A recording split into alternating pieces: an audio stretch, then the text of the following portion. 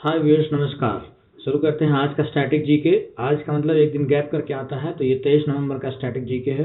मतलब static GK तो सारा ही है, लेकिन रिलेट कर रहा हूँ मैं आपको 23 नवंबर से। उसके बाद फिर 22 नवंबर का अपडेट करेंगे। 23 नवंबर 1983 में 1983 में बहुत इंपॉर्टेंट सवाल बन जाएगा आपके लिए। भारत में पहली बार राष्ट्रमंडल शिखर सम्मेलन हुआ था। वैसे सवाल को जब आप पूछते हैं, एग्जाम में पूछा जाता है, तो आप कहते हो कि ये तो लूसेंट वगैरह में या बुक में नहीं मिलता, तो इसको इसी तरीके से रिलेट करके पढ़ना पड़ता है। और पढ़ाई में आपको गाइडेंस की जरूरत तो जरूर होती है, कोई ना कोई आपको होना चाहिए जो गाइड करे। तो यहाँ पर देखिएगा, पहली बार राष्ट्रमंडल शिखर सम्मेलन कब हुआ? 1983 में। राष्ट्रमंडल शिखर सम्मेलन को हम चौगम भी बोल देते हैं। पूरा नाम बताऊं मैं, कॉमनवेल्थ, सी से Commonwealth, head of government meeting. अच्छा, ये चौगम है, इसका गठन 1931 में हुआ। हाँ, और इसके बाद अभी कुछ और बात करेंगे चौगम के बारे में। उससे पहले मैं ये बात कर लेता हूँ कि आपसे एक सवाल और बनता है कि राष्ट्रमंडल शिखर सम्मेलन जो है, इसका कौन सा संस्करण भारत में हुआ था 1983 में? तो 7वां संस्करण। ये देखिए 7th समिट लिखा है मैंने। समिट का मतलब शिखर सम्मेलन होता है, तो 7वां हुआ था, याद रखेंगे। 1983 याद रखना बहुत ही आसान है। कैसे? और जिसको आप याद करेंगे उससे भी एक सवाल और बन जाएगा आपके लिए। देखिए 1983 में इंडिया विश्व कप, पहला क्रिकेट का विश्व कप जीता है।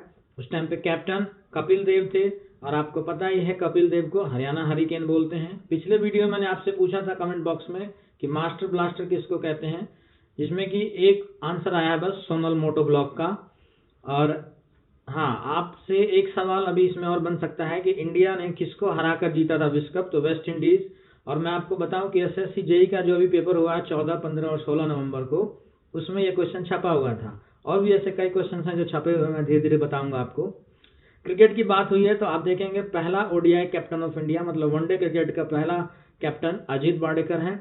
और टेस्ट क्रिकेट के पहला कैप्टन सीके नायडू। अभी एक महीने पहले एनपीसीआईएल का पेपर हुआ था, nuclear power corporation of India limited, तो उसमें ये टेस्ट क्रिकेट का पहला कैप्टन पूछा गया था आपसे, सीके नायडू। सचिन का 100वां शतक कई बार पूछा गया है, तो ये बांग्लादेश में के खिलाफ बनाया था इन्होंने 2012 में। आइए अब बात करते हैं सबसे पहले चौगम की। फिर से चौगम में सबसे लास्ट में कौन सी देश को जोड़ा गया, ये पूछता आपसे, तो साउथ अफ्रीका। हाँ, टोटल मेंबर आपसे पूछा जाए, सदस्य पूछा जाए, तो 53 + 1 लिखा है मैंने। 53 तो है ही, +1 रवांडा सबसे रिसेंट में जुड़ा है, 2009 में जुड़ा है रवांडा।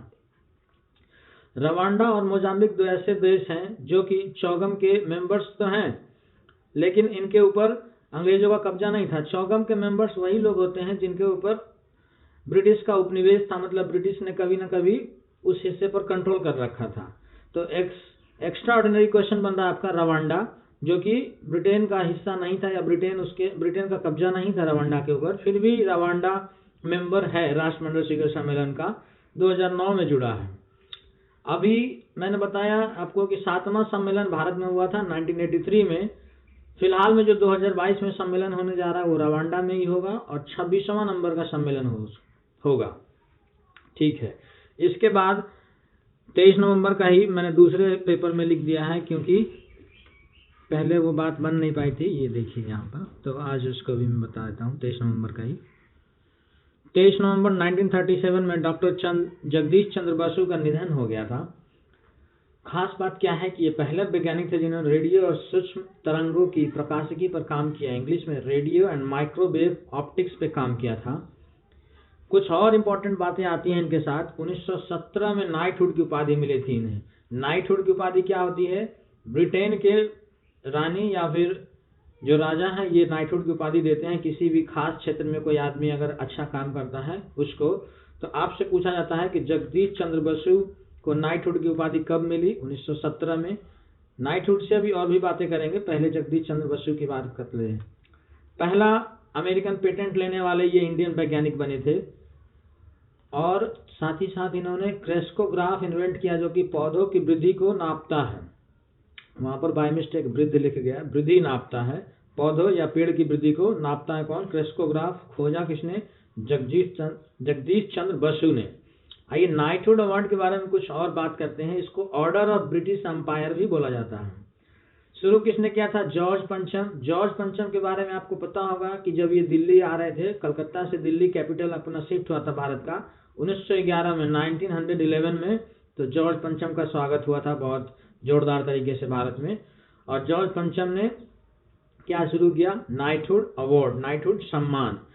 भारत में जगदीश चंद्र बसु से पहले भी नाइटहुड सम्मान एक आदमी को मिल चुका है, उनका नाम है रविंद्रनाथ टैगोर। 1915 में मिला था, हालांकि 1919 में इन्होंने रॉलेट एक्ट के विरोध में वापिस कर दिया। रॉलेट एक्ट आपको पता ही होगा 1919 में, और ये रॉलेट एक्ट अभी एसएससी जेईई में छप गया है 1919 में। तो आप मिक्स टॉपिक को हमेशा पढ़ने की कोशिश करें, तभी जाके कुछ बात बन पाएगा, नहीं तो क्या होता है कि आप भूल जाते हैं फिर चीजें।